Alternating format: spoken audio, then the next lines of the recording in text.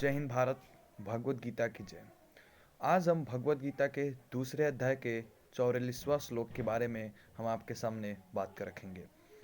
तो जैसा कि श्रीमद् भगवत गीता में बताया गया है 44 श्लोक में दूसरे अध्याय के कि भोग ऐश्वर्या प्रसत्ता नाम तया प्रचहित साम व्यवसाय आत्मिका बुद्धि समाधो ना विद्यते। आप इस चीज को दोहराएं कि भोग ऐश्वर्या प्रसत्ता नाम तया प्रचहेत साम व्यवसाय आत्मिका बुद्धि समाधो न विधीयते। इस श्लोक में भगवान श्री कृष्ण बहुत बड़ी बात कहने जा रहे हैं और इस भगवत गीता में भगवान श्री कृष्ण बताए हैं अर्जुन को कि हे अर्जुन, जो भी भोग ऐश्वर्या है, जिसको भगवान श्री कृष्ण यहाँ पे एक टर्म दिए हैं भोग ऐश्वर्या प्रसत्ता नाम, मतलब भोग से जो भी लोग अटैच है, मतलब भोग वस्तु से जिन भी वस्तु का उससे लगाव है, जो चीज़ जैसे भोग वासना हो गई, उससे जो भी चीज़ का लगाव है उनको एक ना एक दिन बर्बाद होना है। वही लिखे हैं भोग ऐश्वर्या मतलब भोग ऐश्वर्या से प्रसत्ता नाम, जिसको अटैचमेंट है किससे, भोग और ऐश्वर्या से, तपा प्रियते साम भोग ऐश्वर्या प्रसत्ता नाम तया प्रियते साम व्यवसायत्मिका बुद्धि समाधो न विद्यते। भगवान श्री कृष्ण अर्जुन को बताना चाह रहे हैं, हे अर्जुन, भोग ऐश्वर्या में नहीं जाना है। तो भगवान अर्जुन क्या बोलते हैं? अर्जुन बोलते हैं कि प्रभु, मैं बहुत बड़े तूफान से भी मैं लड़ जाऊंगा, लेकिन जो इंद्रियां हैं, जो मन है, बुद्धि है, उसको कंट्रोल करना बहुत ही मुश्किल काम है। मतलब अर्जुन की वाणी को सुनिए, वो क्या बोलते हैं कि मैं बहुत बड़े तूफान से मैं लड़ जाऊंगा, लेकिन जो मन इंद्रिय है उस पे विजयी पाना बहुत ही कठिन काम है। तो यहाँ पे अर्जुन बताते हैं यस, कठिन काम है, लेकिन जो भी व्यक्ति भोग ऐश्वर्या से अटैचमेंट हो जाता है उसका बर्बादी निश्चित है। बहुत सारा एग्जाम्पल है इस मॉडर्न टाइम में भी जो भगवत गीता के श्लोक से सीखने वाली चीजें हैं। बहुत सारे लोग अगर इस भगवत गीता को अपनाए होते तो मे भी आज वो बर्बाद नहीं हुए होते। किंगफिशर एयरलाइंस, आप सभी नाम सुने होंगे किंगफिशर एयरलाइंस का। किंगफिशर एयरलाइंस का एक बहुत ही प्रचलित एग्जाम्पल है जो कि इस श्लोक से मिलता जुलता है। किंगफिशर एयरलाइंस क्या है, वो जो भी पैसा मिलता है वो कहाँ लगाते हैं, सब भोग में लगा देते थे, हाँ, अपने पार्टी में लगा देते थे, दारू की दुकान को खरीदने में लगा देते थे, जो भी किंगफिशर एयरलाइंस। इसीलिए आज के टाइम पे किंगफिशर एयरलाइंस 6,000 करोड़ लॉस में जा चुका है। उसी के साथ इंडिगो एयरलाइंस ने अपने वर्क पे काम किया, अपने भोग को ना देख के अपने प्रोग्रेस को देखा, इसलिए आज इंडिगो एयरलाइंस बहुत आगे जा चुका है और 600 करोड़ प्रॉफिट में है। वहीं किंगफिशर आज डूबता हुआ जा रहा है। तो इस श्लोक से हम सीख क्या सकते हैं? मॉडर्न टाइम में आज के लोग इस श्लोक से सीख क्या सकते हैं? तो इस टाइम पे हमें इस श्लोक से ये सीखना है कि अगर हमें अपने विकास को निरंतर गतिशील करते रहना है तो हमें भोग ऐश्वर्या से दूर रहना पड़ेगा। भोग ऐश्वर्या में हमें नहीं जाना है। अगर हम चले गए तो भोग ऐश्वर्या प्रसत्ता नाम तया प्रचहेत साम व्यवसायत्मिका बुद्धि समाधो न विद्यते। हमारा जो व्यवसाय है, व्यवसाय आत्मिका बुद्धि मतलब जो हमारा व्यवसाय है, जो हमारा वर्क है, और हमारी आत्मा मतलब हम अपने आत्मा से और हम अपने काम से जुड़ नहीं पाते हैं। समझिएगा इस बात को कि जो भी हम काम करते हैं और जो हमारी आत्मा है, हमारा काम और हमारा हमारा आत्मा, ये दोनों चीज़ मिल नहीं पाता है। अगर ये दोनों चीज़ मिल गया तो हम उस काम को सफलतापूर्वक कर लेंगे। हम उस काम को करते हैं बट उस काम में हमारा मन नहीं लगता है, हमारा आत्मा उसमें नहीं जुड़ा होता है।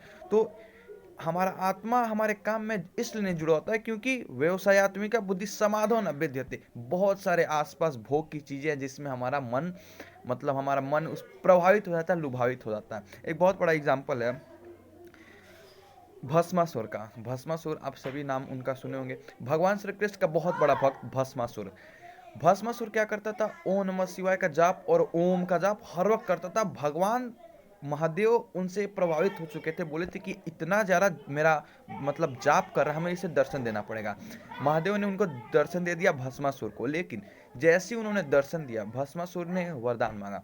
बोला, हे प्रभु, मुझे वरदान दीजिए कि मैं जिस भी वस्तु के ऊपर हाथ रखूं वो वस्तु भस्म हो जाए। तो महादेव ने उसे वरदान दिया कि जाओ भस्मासुर, तुम जिस वस्तु पे भी हाथ रखोगे वो वस्तु भस्म हो जाएगा। इसका फायदा उठाते भस्मासुर ने महादेव के ऊपर हाथ रख दिया। रखा नहीं, वो महादेव के ऊपर हाथ रखने जा रहा था कि मैं महादेव को ही भस्म कर देता हूँ। महादेव भागे भागे भागे वो दुख हरता भगवान विष्णु के पास गए। बोले, हे भगवान विष्णु, आप ही में बता सकते हैं। तो भगवान विष्णु ने इंद्री को उनके सामने भेजा, बहुत लुभावित इंद्री, जिससे देख भस्मासुर लोभित हो गया।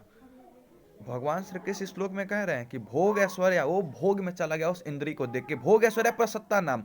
अब इंद्री ने कहा मैं उसी व्यक्ति से शादी करूंगी जो व्यक्ति नाचता हो।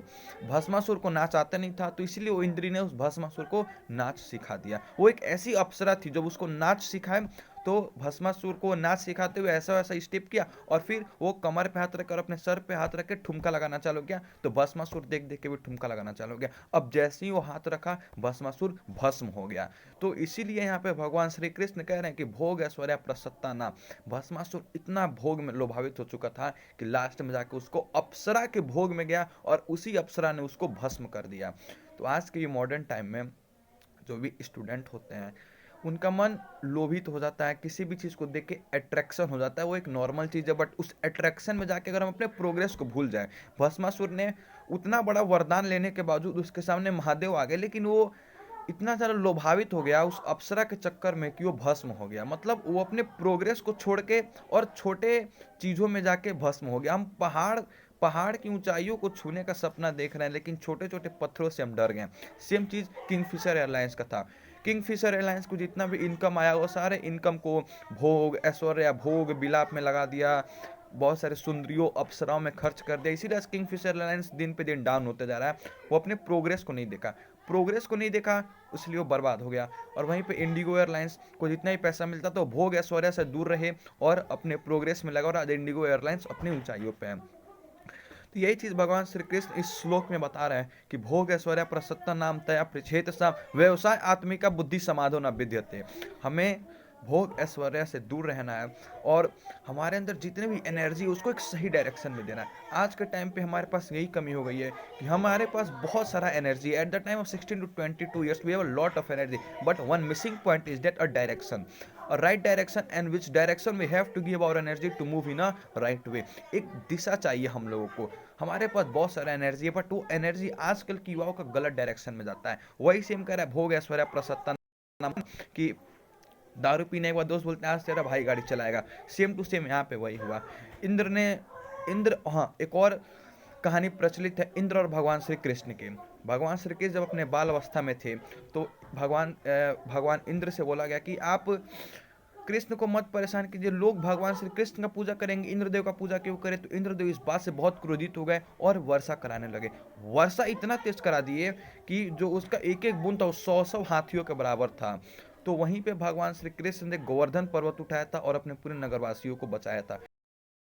ताकि इंद्र को आभास हुआ कि मैं स्वयं भगवान से लड़ गया। मतलब भोग के चक्कर में, अपने आप को आगे बनाने के चक्कर में वो भगवान से लड़ गया। वही होता है ना कि दारू पी लेने दूसरा भाई गाड़ी चलाएगा। मतलब भोग और ऐश्वर्य में इतना वो डूब चुके हैं कि उन्हें अपने गुरु का भी आभास नहीं, और अपने गुरु का भी निरादर करते जा रहे हैं आदर करने की जगह पे जो इंद्र कर रहे थे। तो बहुत सारे कहानी प्रचलित हैं, जो भी भोग और ऐश्वर्य में जाके अपने प्रोग्रेस को हटाया है, अपने प्रोग्रेस को अनदेखा किया है, उसको मृत्यु मृत्यु अवश्य मिली है। जैसे भस्मासुर हो गया, किंगफिशर एयरलाइंस तो मॉडर्न टाइम में और वही बर्बादी की कगार पे है। तो इस पूरे श्लोक का सार यही है कि हमें अपने प्रोग्रेस पे ध्यान देना चाहिए। अगर हम अपने प्रोग्रेस पे ध्यान ना देके भोग ऐश्वर्य विलाप में अगर रहेंगे, तो हमें ये चीज़ बर्बादी होगी। और ये चीज़ होती क्यों है? भोग ऐश्वर्य प्रसन्नता नाम समाधो न विद्यते। भोग में रहते क्योंकि हमारे आसपास बहुत सारे ऐसे चीज़ हैं जो कि हमारे प्रोग्रेस पे जाने से हम लोग को मतलब भटका देती है। तो वहाँ पे हमें अपने काम पे फोकस करना चाहिए, और ये सब चीज़ अगर फोकस करेंगे तो हमें चीज़ बर्बाद होंगे। रावण की भी कहानी बहुत प्रचलित है, लेकिन कभी समय मिला तो मैं रावण की कहानी को भी आप सभी के सामने वार्तालाप करूंगा। बाकी भोग ऐश्वर्य प्रसन्नता नाम तया पृच्छेद साम व्यवसाय आत्मिका बुद्धि समाधो न विद्यते। तो इस श्लोक से हमें यह बहुत कुछ चीज़ सीखने को मिला है। अंत में मैं ये बोलूँगा कि हम सभी भारत के युवा पीढ़ी को भगवत गीता को पढ़ना चाहिए, भगवत गीता से समझना चाहिए, क्योंकि पूरे विश्व के इतिहास में भगवान श्री कृष्ण पहले मोटिवेशनल स्पीकर बने थे। अभी आज के टाइम पे बहुत सारे मोटिवेशनल स्पीकर आ गए हैं, और ये भगवत गीता को जात के, हिंदू धर्म के नाम से हटा के आप धर्म की पट्टी को अपने आँख से हटाएं। और ये भगवत गीता सिर्फ भारत के लिए नहीं, इस भगवत गीता इस पूरे पृथ्वी के लिए बना है। तो हम लोग को भगवान श्री कृष्ण से बहुत कुछ सीखने को मिलेगा, क्योंकि वो अनंत देव हैं, ज्ञान के देव हैं। तो हमें वो बहुत कुछ सिखाएंगे। इसीलिए भगवत गीता का आप लोग हमेशा पाठ करते रहिए और लाल कपड़ा में बंद बांध करके अगरबत्ती हिलाने से और छूने से भगवत गीता नहीं बनाए। भगवत गीता का ज्ञान लेना चाहिए। अंत में ये बोलूँगा, भगवत गीता की जय। जय हिंद, जय भारत।